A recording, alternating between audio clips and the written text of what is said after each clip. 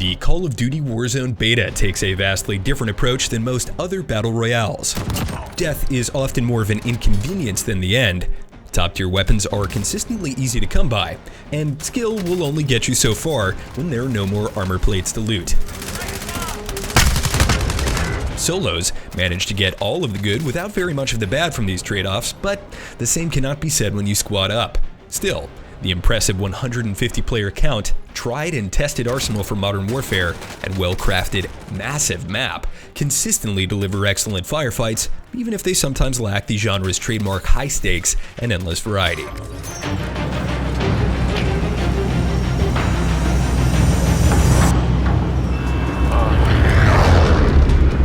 Like Blackout before it, Warzone's Verdansk Battle Royale map mashes up several familiar locations from Call of Duty's past, albeit on a much larger scale.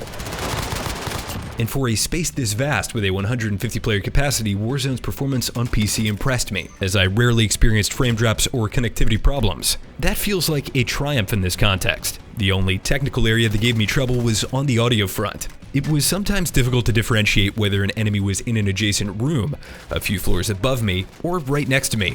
I can hear him. He's right in front of me.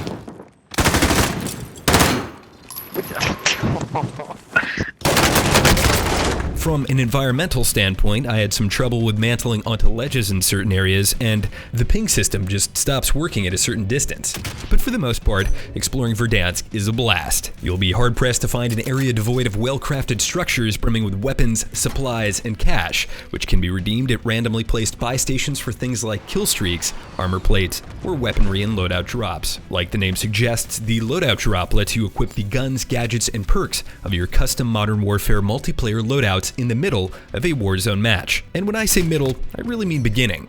Acquiring the requisite $6,000 to purchase a drop can be done within the first few minutes of a round if all three players in a squad chip in. While you'll still need to find ammo and armor elsewhere, using a loadout drop to quickly scratch 2 fully customized weapons and throwables off your shopping list is just a little too easy to make hunting for the randomly placed guns feel worth it. As a result, the stellar weapon variety that fuels other battle royales' replayability and creates exciting asymmetrical firefights isn't really a part of Warzone's main mode. I never jumped with joy when scoring a rare gun from a chest or slain enemy, since I knew my preferred kit was only moments away, if not already in hand. I also didn't see the appeal of straying away from my overkill perk or my favorite weapons from Modern Warfare's multiplayer, especially since trying something new would have effectively meant spending several hours unlocking attachments I didn't already have.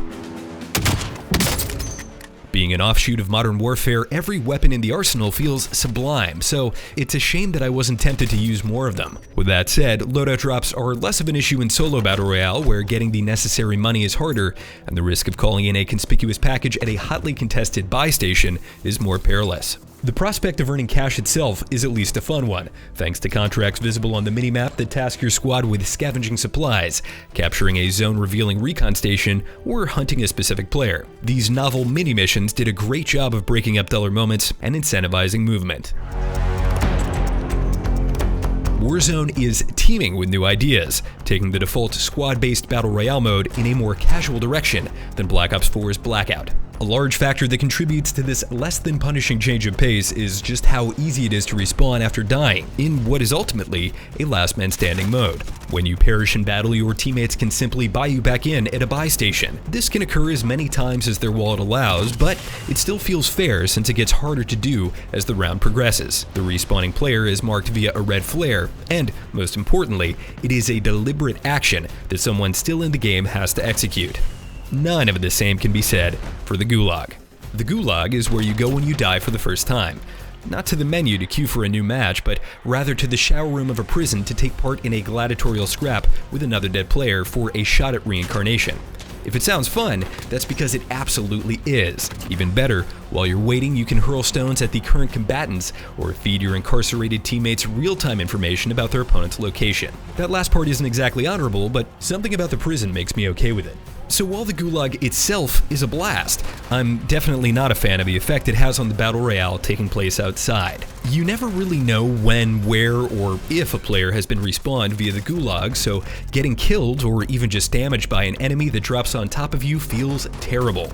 Even more so if you were the one that killed them in the first place. On one occasion, I died during a teamfight, won my Gulag match, and respawned directly over the same firefight just in time to spoil what should have been a clear victory for the opposing squad. While that may have been epic from my perspective, being on the receiving end of such a comeback feels utterly unfair, because you're never sure whether enemies are gone for good or just on their way back in.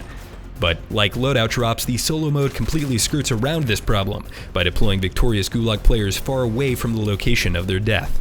I wish the default team-based mode followed suit with every respawning player, not just fully wiped squads.